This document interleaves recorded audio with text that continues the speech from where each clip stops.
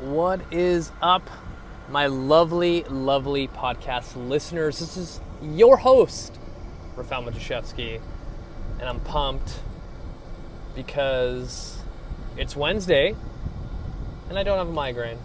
I'm going to start giving updates to everyone on a weekly basis if I get a migraine on a Wednesday.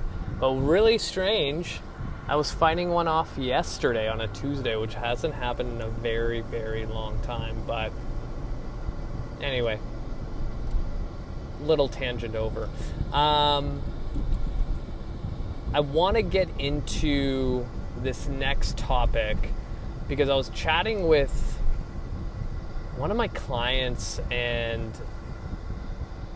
can't remember who it was, but we were talking about nutrition, and they were telling me that they had a friend that, started some nutrition coaching or something, or saw a naturopath and they had to write one of those like food journals.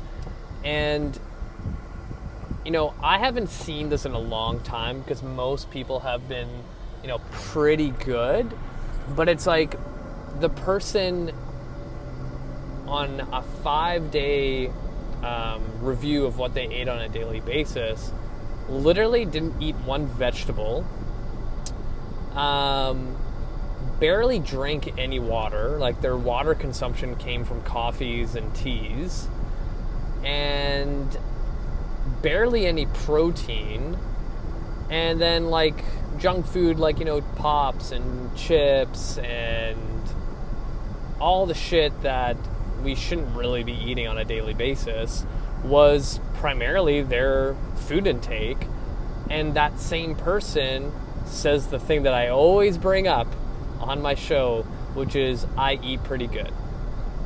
Like, at a certain point, like, that's just straight up denial, right? But we also got to understand that this person probably doesn't have the skill set to eat like a full-grown adult, right? But again, like, our environment doesn't support us to succeed in anything to do with nutrition.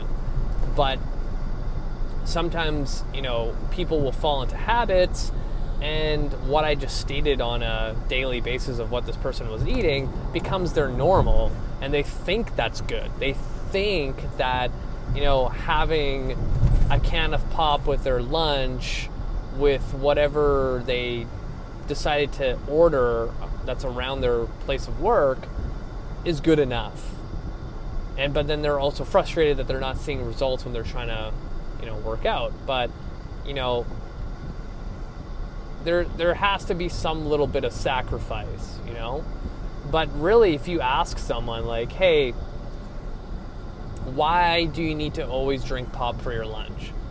If you really ask that question to somebody, they won't really give you a good answer, to a point where they couldn't even convince themselves, because it's a habit. We fall into these routines and ruts with whatever's comfortable, whatever's easier, right? And, I get interested in like seeing what people like buy when they go out to eat. And I'm not judging them. I'm just curious to see like what their thought process is to choose a certain food, right? And like, I remember I was at a grocery store the other day, and I was at the self-checkout, and one of the workers, like, I guess it was on their break or whatever, and she grabbed a couple things to eat. And when I looked over what she was scanning at the self-scan, it was like a liter of juice and a chocolate bar. I was like, and it was like 5 o'clock when I was there, and I was like, okay, so this is either your dinner or like a snack. And, you have this grocery store at your disposal, and there's even a section in this grocery store where they have pre-made meals. Like, where you can get your salads. You can get salads with chicken and whatever other protein. Like, it has all the stuff there to make the choice. But the choice of this person was literally a liter of orange juice and a chocolate bar.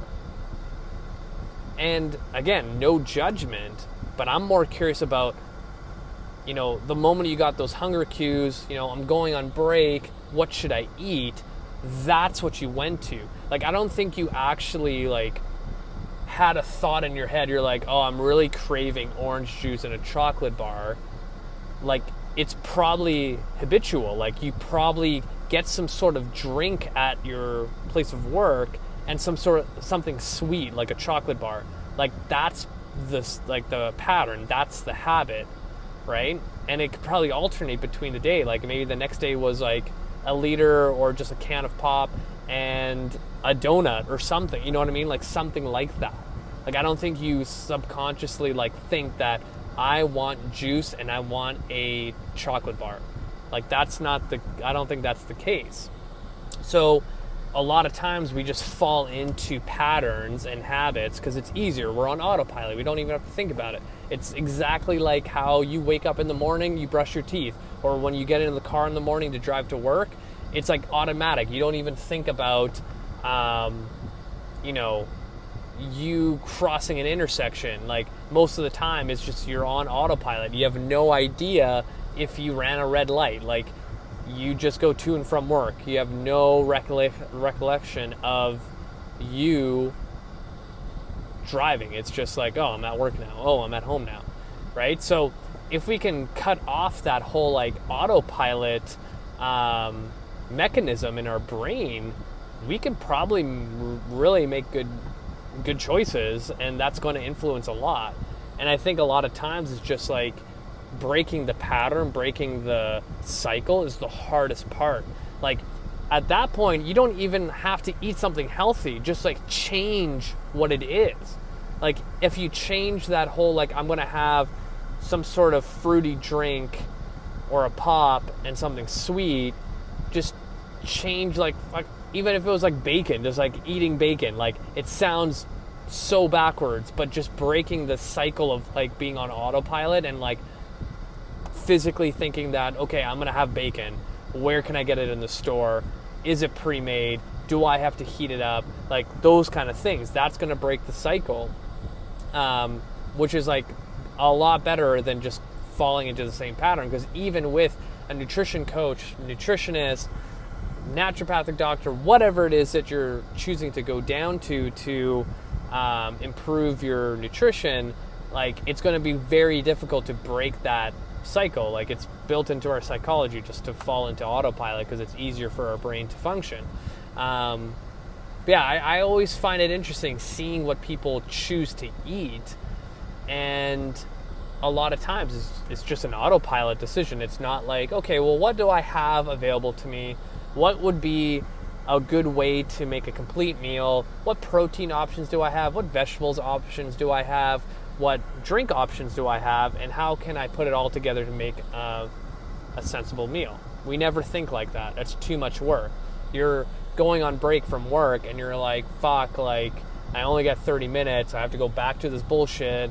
I gotta get something in quick, right? Like, that's what usually happens. So, one thought, because I kind of came off of what I was originally going to talk about today. Going back to that person that barely eats any vegetables or drinks any water is usually the same person that I've had in the past as a coach, where, they have no skill set for making the right decisions on eating. They don't have the right skill set for, thinking outside the box, how to create meals, how to, troubleshoot if you forgot your lunch or anything like that. Those are the same people that start worrying about stuff that is way beyond their like skill set. So a lot of times, I've had this conversation before where similar type of situation, this guy literally drank no water. He just drank coffee all day. Like, that's all he did. Just coffee all the frickin' time. And I was trying to encourage, like, hey, maybe let's focus on just getting like a cup of water first thing in the morning. Like, you go brush your teeth, go chug some water down, and then go off to your day.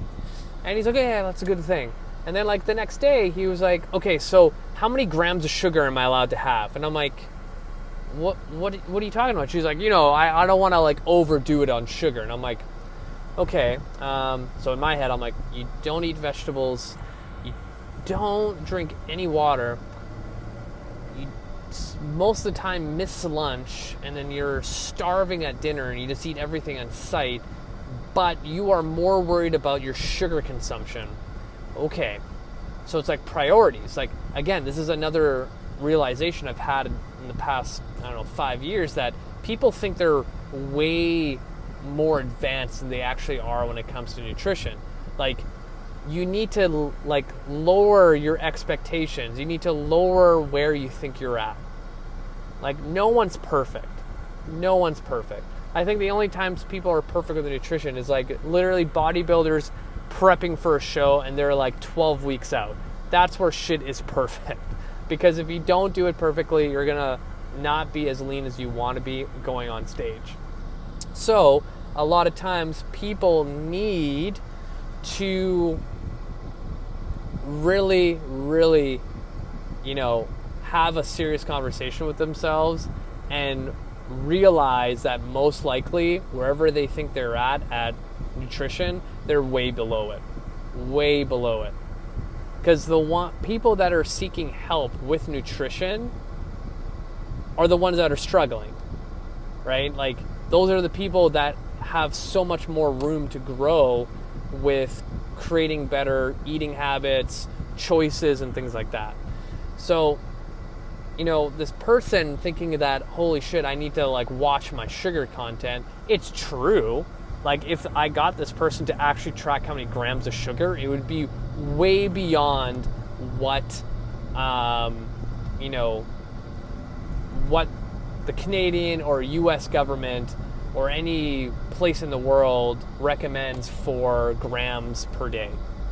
Like, it would be like probably around 200 grams of sugar. And I think for a male per day, you're supposed to have like 43 grams.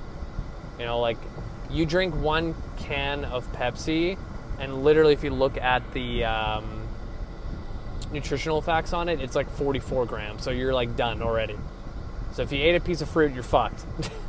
Right? Or like, that's another one. Like, I will literally have people with zero nutritional skills, and they will ask me like, okay, so how much fruit should I be eating? Because I don't want to like gain weight from eating fruit.